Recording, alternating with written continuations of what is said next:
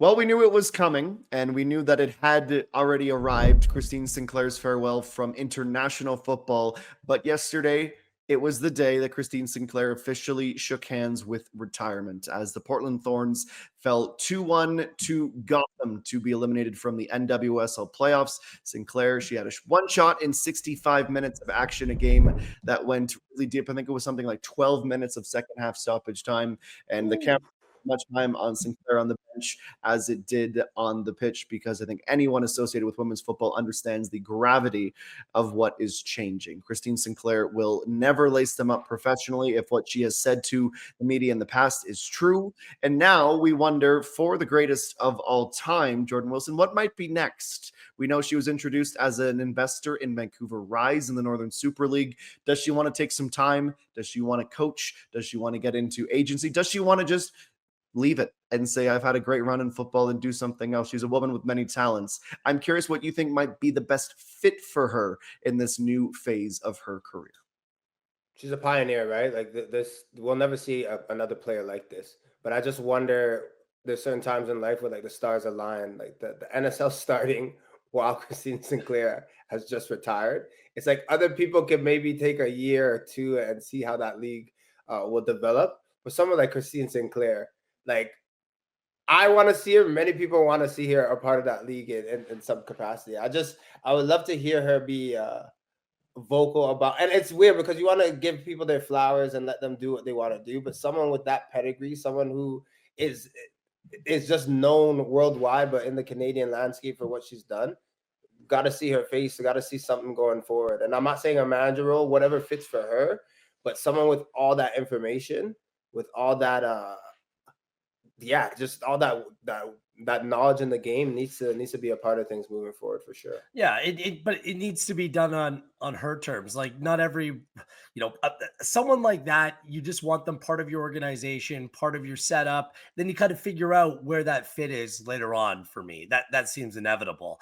I always advocate taking some time.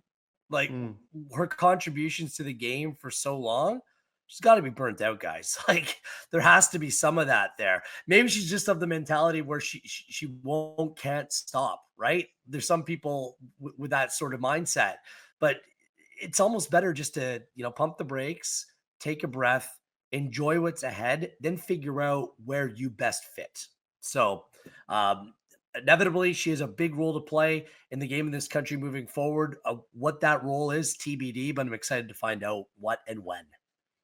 Yeah, it's not the last time we will see Christine Sinclair's face or her likeness on this program, I'm sure. But hey, Christine, enjoy a little bit of time off. I'd say it's long, long, long overdue. Commiserations to the Thorns. Congratulations to an incredible career, Christine Sinclair. Our Visa Women's Football report to look at one of our greatest ever in the national program. And now we need to talk about someone who could also get to that level of prestige one day, Alphonso Davies and the Canadian men's national team. We learned, Gareth Wheeler, that against this upcoming match against Suriname Nations League quarterfinals, we will not see Alphonso Davies. We will also not see Derek Cornelius. Davies getting some time for load management. I don't think it's the biggest surprise in the world that we're going to get to that point with seasons and fixture congestion and opponents that Canada should feel like they can beat, to certainly in a two-legged tie. What do you think your approach is going to be? You're calling this game at the end of the week here. I know you got to switch brains from CPL to men's national team, but your early expectations for what we might expect from Jesse Marsh's group. We'll get into it this week. Marsh having to replace the entire left side of his defensive back four. That's a big job. Yep. I'm assuming that Richie Larea can play on the left-hand side. He'll go there, and we'll get into that later in the week. I think the story here will be the captain of Canada isn't with the national team this window. And from everything that we've heard and we expect, it's going to be a big week in terms of news and events around Canadian soccer. Look, load management, as much as I hate the term, it's realistic. It's real. And Davies is playing a lot of football in a high pressure season, in the most important season of his career. And Canada Soccer will be supportive. He's out of contract at the end of the year. He's trying to look a couple steps ahead, and for Alphonso to put himself in a position where he can set himself up for the next, 5-6 years of his life. The next 6-7 months are absolutely massive for him. So yeah, if a player like that needs a break. I mean, this guy has barely taken one. He's played so much football in recent years. Then yeah, you allow him to do so.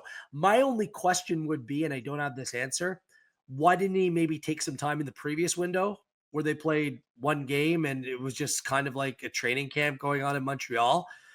That I'm really not sure why the decision wasn't made at that time. But the fact that he was initially named into the team does suggest that maybe something's changed here over the last month. So disappointment not having him. Remember what happened in World Cup qualifying without him. Canada went on this magical run. Of course, Canada's better with Alphonso Davies, but next man up and a chance for someone else to really show their worth. Jordan Wilson. It's tough. It's a tough loss. I mean, obviously that left side, I think even in years past, we talk about Alphonso Davies as probably the most impactful player, talented player, right? But then now you have that leader aspect as well, like someone who's been coming out of the dressing room or that has been pushing guys on in big moments in the match as well. But we'll see. But I think that's also, in a way, Wheels is alluding to it. I don't want to put words in his mouth, but how I feel as well is that's how you really test the fortitude of a group, right? Is sometimes you see it with teams, like when their best player's out, you see other people step up. I think this is a time for Marsh as well. He's kind of had his left side figured out. He's had his squad. He's had his 12, 13 that he knows. But you're just losing a Liam Miller who came off the bench in the last game, who has been a top winger. This is a time for Schaffelberg to maybe take over, or even Tejan to come up and do some bits. And maybe it's adequate, like players just to go and really do well and show that they can also be in a high pressure situations. They've proven it before, but has it been under Marsh? There's still some players that I know that are gems that Marsh hasn't had the opportunity to use or just hasn't used yet. So I think these quarterfinal games against Suriname will be the perfect time for it. Just really quickly, from a practical perspective, I mean, the back four has been the area where there hasn't been much or any change. Alistair Johnston was out the last game, so I believe it was Larea that came in at right back. But that's been a constant for him, and it's given a platform for this team to press. So I do think that it adds a little bit, plants a couple more seeds of doubt. How they adapt, losing the speed and the physical presence of Davies and Cornelius, those are significant losses to this team. So we'll see what that looks like. Yeah, and a much deeper dive into the men's national team on Thursday's edition of One Soccer Today. We're back every day, Adam, every day, bro. Oh, is that true? Tomorrow. No one told me that. Wednesday, More tomorrow then. Thursday. TonyBet, we got to go. We got to go to TonyBet.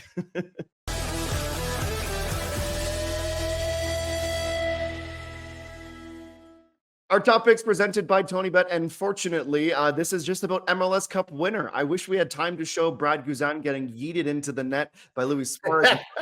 And then Atlanta United yeeting Inter Miami out of the playoffs. What an absolute shambolic display from Inter Miami at home with fireworks, all of that. The question, boys, MLS Cup champions, you're going to give me your champion, and I'm going to give you their odds to win. Oh, here. Well, I like the Galaxy to win, but in terms of where the odds are, plus 981 on Seattle Sounders seems like the only bet I'd be making. Thank you very much. Co-sign. Jordan Wilson. Atlanta United, by the way, plus 2,500. They just beat Inter Miami. Yeah. Can you tell me about the crew? I can tell you about the crew. I sure can. I can tell you the crew. We're out already, man. This was someone's pick a little bit ago, and I cannot believe that they're out. Thank you. I really thought they were going to be here at the end, and I thought Miami was going to be there too. Don't trust Jordan Wilson in the TonyBet top picks is the main takeaway. Co-sign Garrett Wheeler on the Sounders. I'm going to find my schedule, and I'm going to talk to you guys real soon here on OSB.